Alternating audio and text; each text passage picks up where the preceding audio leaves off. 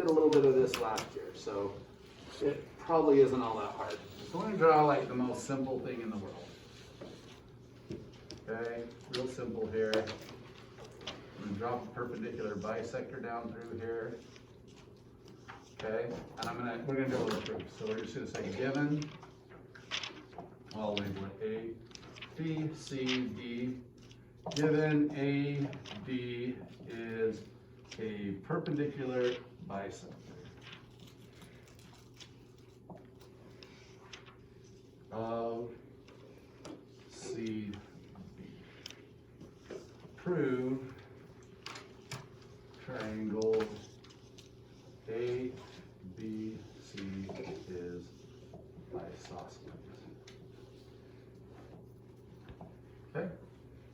This is going to be a pretty long proof, and yet really easy. Okay?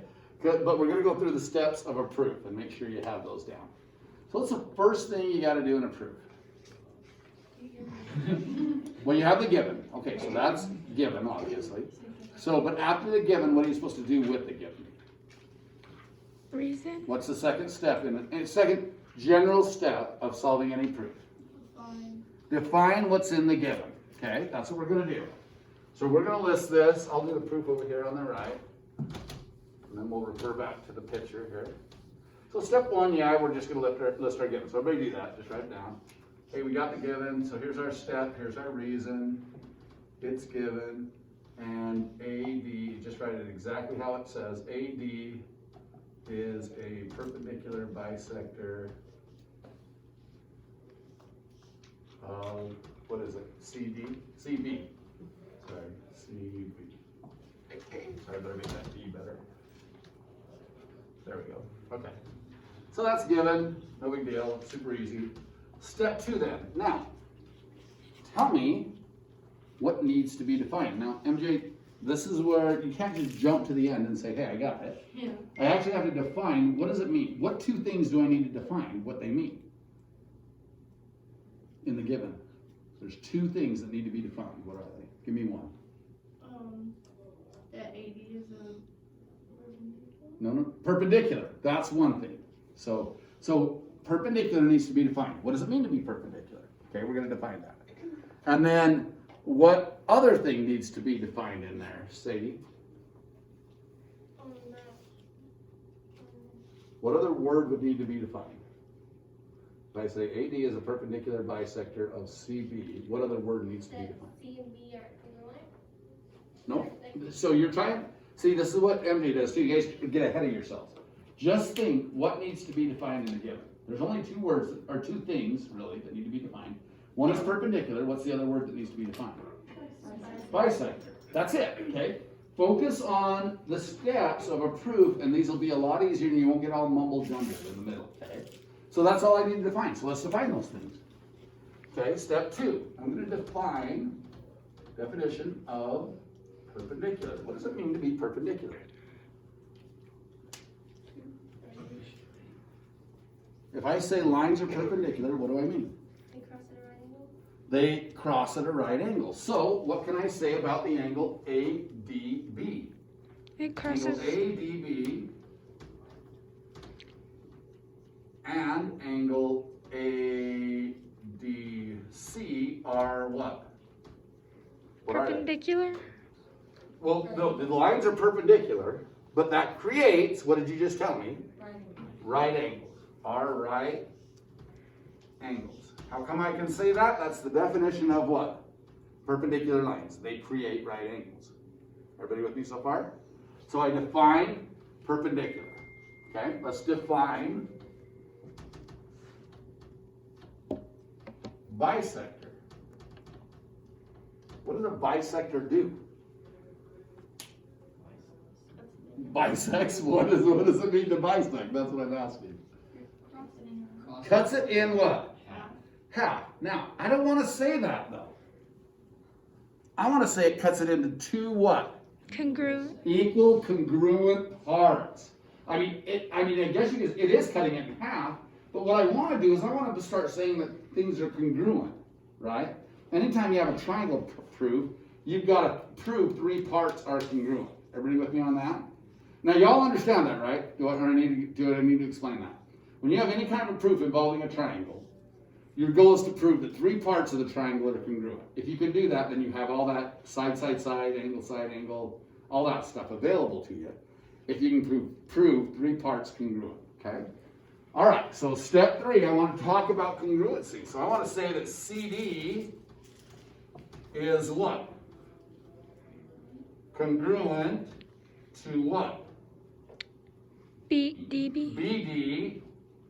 And the reason is that's the definition of a bisector. It cuts it into two congruent pieces. Cuts it in half, somebody said. That's true, but I don't want to say that it cuts it in half. I don't want to use a half or anything. I want to use congruency. Okay? That's nice. I have one part that I've actually said is congruent. Now, obviously you can see different parts are congruent here, right? Okay. What's another part using step 2 that I could say? I told you that two angles are right angles. Does that mean they're congruent? Yeah, but it's kind of a pain to get there. See, you can't just jump and say it, which is what a lot of you want to do. You just want to jump ahead, right? But you can't do that. You got to go from step to step. So now I got to define what? What does it mean to be a right what? Angle. So that's step 4. See, I'm really still defining the what? The given. Do I care how many steps it takes me to do that? Don't care. So I'm just saying, all right, I'm going to do definition of right angles. Well, what are right angles? They equal 90 degrees. So step 4, angle ABD.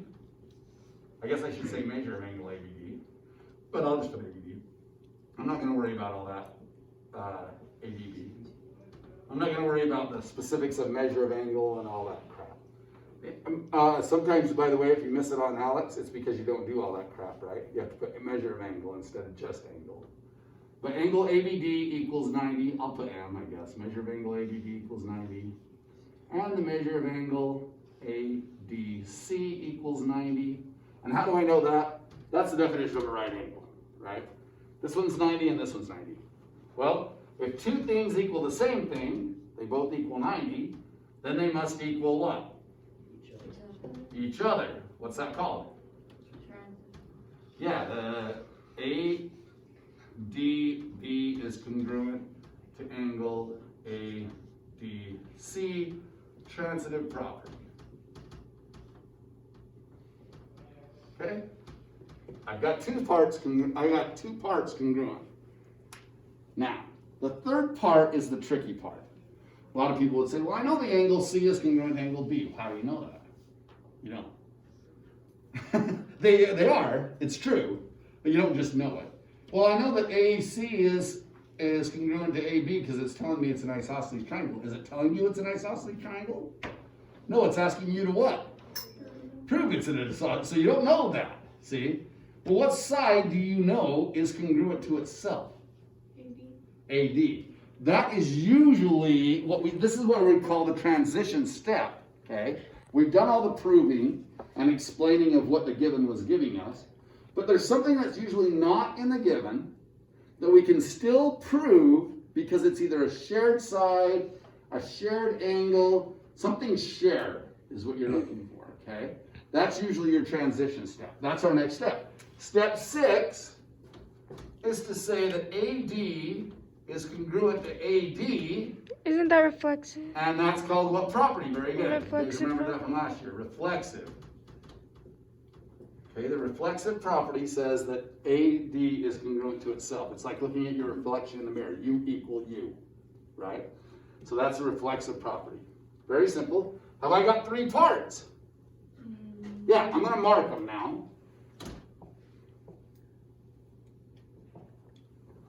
Right? Those are my 3 corresponding parts of those 2 triangles.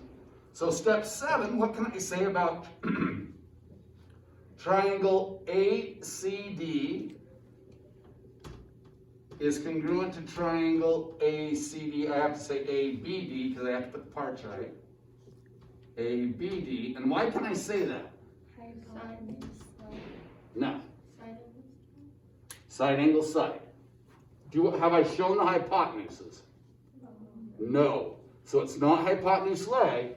You have to start from one of the sides and then work your way around. Always start from one edge, if you will, and then work your way around. Side, angle, side. Or you can start at this side and go what?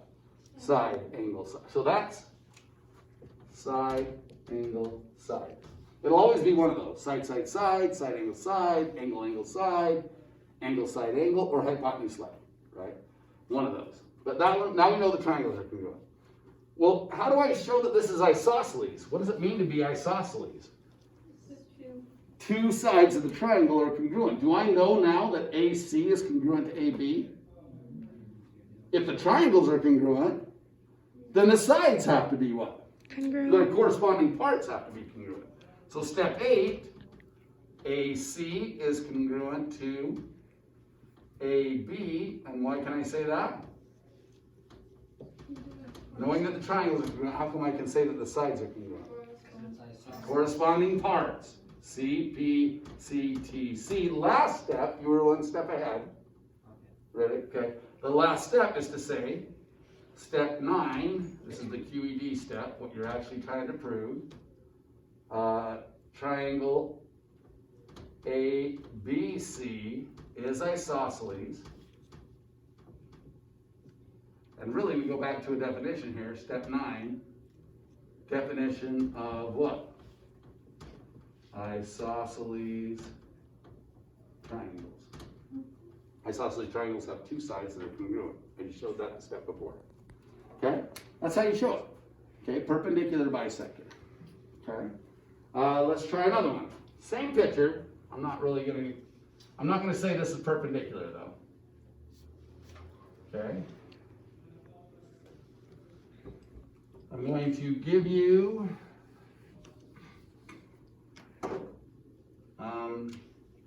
angle C is congruent to angle B. Okay, that's given. And also given is that AD is an angle bisector of C, angle C, A, B. Okay? This time I just want you to prove that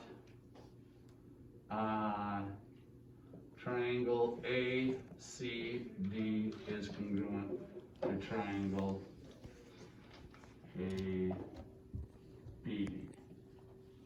Okay? Should be an easier proof this time. Okay. Who thinks they can do it? Okay, MJ, tell me the second step. So this is step 1. Step 1 is given, right? Angle C is congruent to angle B. That's given. And by the way, that's a part, so that's good. I got one part right off the bat. And step 2 is that AD is a angle bisector of angle CAB. That's given, or that step 2 is given. So what's step 3? MJ. What has to be defined in this statement? Bisector. So the reason is definition of what? Bisector. Well, this one is a what type of bisector? Though? Angle bisector. If we want to get technical, this is actually, when I said definition of bisector, I should have put what? Angle. Segment bisector, right? Because we were bisecting a segment. But they're usually not that picky. I'm definitely not that picky. When you do it on it, your tests will be easier than your assignments. Because I'm not going to grade, I'm not going to say, oh, they said bisector, they didn't say segment bisector, that's a half a point. No, I'm not going to be like that. I'm like, if you tell me what you're doing and it makes sense, I'm going to give it to you. So definition of angle bisector is what then? What should I put, MJ? Angle what? Angle C. CAD is congruent to which angle? BAD. Make sure you put the corresponding parts correctly. In other words, if AD is at the end, then AD has to be at the end over here. Can you see that? Corresponding parts correctly. That's true. Definition of bisector. Hey, how many parts do I have so far? 2. Let's mark them. Got this angle and this angle in the given. Got this angle and this angle from the angle bisector. I need one more part. Is there anything else given? Nope, sure, I should quit now, right? Because there's nothing else given. No, this is where you have to think transition. Is there a shared side? Yeah, there's a shared side. That's going to be the next step. What should I put away? AD is congruent to AD, step 4. It's reflexive. And the reason is reflexive. How many parts is that? 3. 3. How many do I need? 3. I do this out to the side of a lot of my proofs. Do you have to do this? No, it's just to keep my own brain saying, hey, I've got all 3 now. I've proved 1, I proved 2, and I proved 3. Yes? What does that reflexive word mean again? That it's congruent to itself. So if you look in the mirror, who do you see?